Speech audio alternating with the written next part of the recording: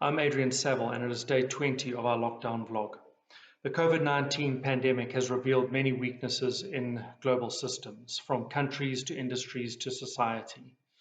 There's good reason to suggest that this era will mark a turning point in history. And against that backdrop, I thought it would be useful to talk about some long-range outcomes and some ways in which we might manage and mitigate the risks and impacts to those long-range outcomes. In no particular order, here are 7 long-range outcomes. China and other Asian economies are likely to be winners for the simple reason that it's a first in, first out advantage.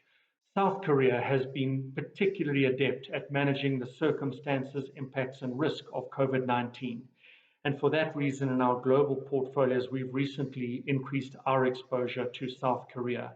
South Korea, of course, is headquarters to Samsung, Hyundai, Kia. A second likely factor is the acceleration of automation. This is not necessarily machines replacing people, but machines with people. And under that increased automation scenario, Boston Dynamics, Hanson Robotics are likely winners. A third very likely scenario is clicks increasingly pushing away bricks. Visa and Microsoft are winners under that outcome. A fourth long-term likelihood is business travel decreases. The winner in this is sleep, the loser is travel luggage.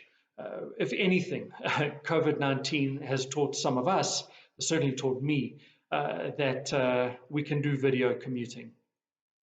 A fifth likelihood is that governments push increasingly in favor of e-commerce, and this is to diminish commuting, queuing, crowded offices, form-filling bureaucracy.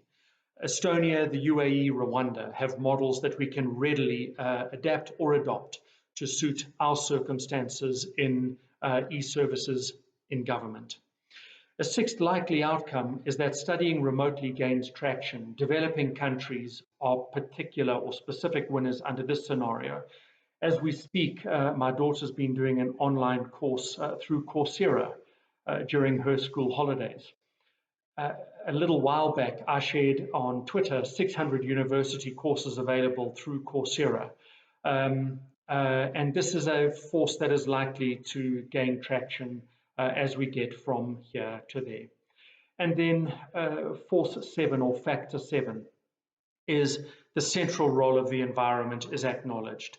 Very often this is widely debated, often disputed. If COVID-19 has made anything clear, it is that we need the environment doesn't need us.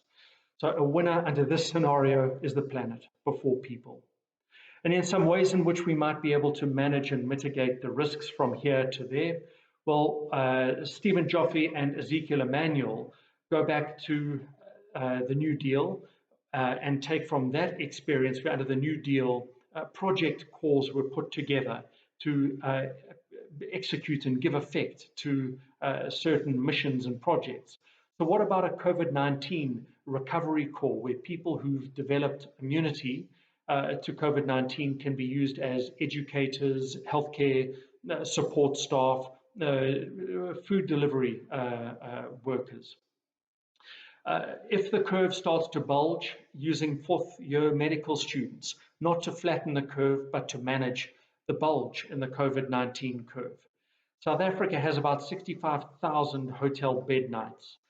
Right now, those hotel bed nights are in lockdown. What about using those hotel bed nights to manage mild cases of COVID-19? I know that's already been used to a limited extent, but perhaps that could become a front and center initiative. What about providing healthcare management and reporting at the neighborhood, the company, the community level? This unquestionably makes us collectively responsible for our problem. And then letting patients test themselves at home. If anything has grown exponentially through COVID-19, it's the ability to test and report. And there is a burgeoning capability to test and report from the home. And then 3 final thoughts. Sudhir Singh on Twitter yesterday said to me, would I be willing to share some reading list ideas? Absolutely. Love to share them. Here's 3 ideas from this year's reading list that speak directly to 10 ways in which we might be able to manage and mitigate risk. Jared Diamond's book, Upheaval, was on my reading list earlier this year.